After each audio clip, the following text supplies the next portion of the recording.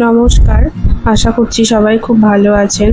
ধানসিঁড়ির নতুন আরেকটি ব্লগে সকলকে স্বাগত জানাই। আমি তো এর আগেই ব্লগগুলোতেই অনেকবার বলেছি যে জিনিয়াকে স্কুলে দিয়ে আমরা কয়েকজন মায়েরা ওদের স্কুলের পাশেই একটা বাড়িতে বসে থাকি যতক্ষণ না ওদের ছুটি হয়।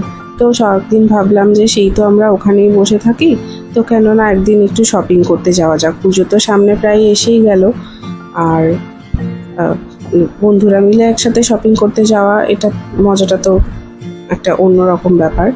আমরা সেদিন গিয়েছিলাম বারুইপুরে এই শিল্পী ট্রেডিং এই দোকানটা না খুব ভাইরাল হয়েছে। ফেসবুক বা ইউটিউব খুলে এত এই দোকানটির ভিডিও দেখছিলাম। আমরা একদিন ঠিক করলাম যে চলো যাই, দেখে আসি কেমন কালেকশন আছে। তবে সত্যি বলতে যতটা এক্সপেকটেশন নিয়ে আমরা গিয়েছিলাম ততটাও ভালো লাগলো না। তবে হ্যাঁ, কিছু কিছু জিনিস, কিছু মানে জামদানি বা সফট ঢাকাই জামদানি যেগুলো থাকে বা কিছু হ্যান্ডলুম দেখলাম, সেগুলো খুবই ভালো ছিল, কিন্তু সেগুলোর মধ্যে সেরকম কারো কিছু নেওয়ার ছিল না। আমরা যেরকম নেব ভেবেছিলাম, যা রিকোয়ারমেন্ট আমাদের ছিল সেরকম কিছু ওনাদের কাছে কালেকশন ছিল না বলে সেখান থেকে আমরা নিইনি। তাও কয়েকটা দেখা হচ্ছিল, আমার বন্ধুরা কিছু দেখছিলেন ওনাদের মায়েদের জন্য, শাশুড়ি মায়েদের জন্য। কিন্তু আমি তো ঢুকেই ভাবলাম যে না, এই শাড়ি তো নেওয়া যাবে না, এত ভারী ভারী শাড়ি নিলে আমার মা শাশুড়ি মা কেউই পরবে না, তো ওদের জন্য আরও হালকা কিছু নিতে হবে। তারপর আমরা সেখান থেকে চলে এলাম রাধেশ্যাম বস্ত্রালয়। বারুইপুরের রাধেশ্যাম বস্ত্রালয় তো খুবই বিখ্যাত, নামকরা পুরনো একটি প্রতিষ্ঠান। প্রথমে ওদের একটি দোকান ছিল, এখন গিয়ে দেখলাম ওদের পাশাপাশি 3টে দোকান হয়েছে। মেন্স, ওমেন্স, কিডস সেকশন আলাদা করে দেওয়া, এমনকি কটন সেকশন আর সিল্কের সেকশন আলাদা করা। এত কালেকশন ওদের, এত মানে শাড়ির সম্ভার দেখে একদিনে শেষ করাটা সম্ভব নয়, কারো পক্ষেই সম্ভব নয়। তো তার মধ্যে থেকেই আমরা নিলাম দু একটা করে প্রত্যেকেই। কি কি নিয়েছি সেটা আমি অন্য কোনো ভিডিওতে দেখাবো। তো যাই হোক, শপিংয়ের ভিডিও ডিটেলে পরে আমি একদিন আপনাদের সাথে শেয়ার করব, কারণ এখনও পুরোপুরি শেষ হয়নি।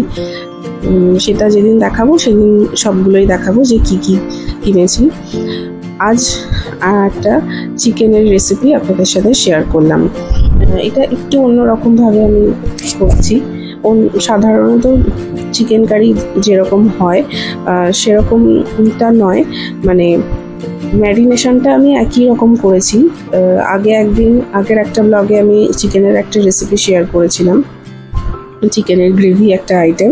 তো সেদিন যেরকম সিম্পলভাবে করেছিলাম, এটা একটু আলাদাভাবে করেছি।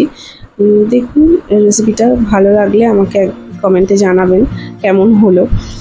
প্রথমে মাংসটাকে আমি ম্যারিনেট করে রেখেছিলাম সব কিছু মশলা দিয়ে, মানে নুন, হলুদ, আদা বাটা, রসুন বাটা, টমেটো, টক দই, ধনে জিরের গুঁড়ো। আর আমি না কাঁচা লঙ্কাটা ম্যারিনেশনের সময় দিই না, ওটা পরে আমি দিই। তো এগুলো দিয়ে ম্যারিনেট করে বেশ কিছুক্ষণ 3-4 ঘন্টা মতন রেখেছিলাম। রেখে তারপরে রান্নাটা করেছি। এবারে রান্নার শুরুতেই কড়াইতে কিছুটা তেল দিয়ে তেলটা গরম করে, আরেকটা কথা, ম্যারিনেশনের সময় অবশ্যই একটু তেল ওর সাথে দিতে হবে। তেলটা আমি স্কিপ করে দিয়েছিলাম বলতে। কিছুটা মাংসটাকে আগে আমি ভেজে নিয়েছি, মানে অল্প তেলেই ভেজেছি, কারণ আমি প্রতিটা রান্নার ভিডিও যখনই আপলোড করি আমি বলি যে আমি একটু তেলটা অ্যাভয়েড করার চেষ্টা করি, যতটা সম্ভব তেল কমে রান্না করা যায়। তো সেই জন্য অল্প তেলে মাংসগুলোকে আগে কিছুটা ভাজা করে নিয়েছি। কিন্তু সেটা কিন্তু একেবারেই ডিপ ফ্রাই হবে না, একটু জাস্ট মাংসটা থেকে তেল ছেড়ে এলে বা একটু জল ছেড়ে এলে সেরকম অবস্থাতে মাংসটাকে আমি তুলে রেখে তারপর আবার অল্প একটু তেল দিয়ে, কারণ তেলের পরিমাণটা আমি আমার মতন রেখেছি কম, যেহেতু তেল আমি ব্যবহার করি। আপনারা আপনাদের রিকোয়ারমেন্ট অনুযায়ী তেলটা দেবেন। রান্নার সময় আমি যে তেলটা দিয়েছি সেটা খুবই অল্প পরিমাণ দিয়েছি, কারণ আমার ম্যারিনেশনের সময় তেলটা দেওয়া ছিল, আবার ভাজার সময়তেও আমি তেলটা দিয়েছি, আর ভাজার পরে যে তেলটা বেরিয়েছে মাংস থেকে সেটা সমেতই আমি মাংসটা তুলে রেখেছিলাম। যাতে করে ওই তেলটাও রয়ে গেছে মাংসের সাথে। তো তারপরে যখন রান্নাটা করেছি তখন আর বেশি তেল দিইনি, তার মধ্যে একটু গোটা গরম মশলা ফোড়ন দিয়েছি, তবে আমি এলাচটা দিইনি, কারণ এলাচের গন্ধটা সবসময় আমাদের ভালো লাগে না খেতে, সেই জন্য এলাচ দিইনি। আমি শুধু লবঙ্গ আর দারচিনি দিয়েছিলাম, আর সঙ্গে দুটো শুকনো লঙ্কা ফোড়ন দিয়েছিলাম। দিয়ে তার মধ্যে একটা পেস্ট বানিয়ে নিয়েছিলাম।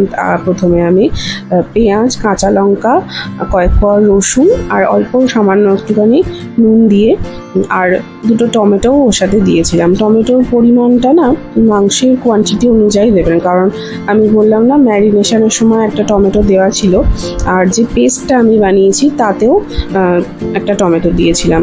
তো যার যতটা মাংস, সে আমার মোটামুটি এখানে 1 কিলোর একটু বেশি মাংস ছিল, আমি দুটো টমেটো ব্যবহার করেছি, ম্যারিনেশনে একটা আর যে পেস্টটা বানিয়েছিলাম সেই পেস্টটাতে একটা। আপনাদের যে কোয়ান্টিটির মাংস থাকবে সেই কোয়ান্টিটি অনুযায়ী টমেটো ব্যবহার করবেন।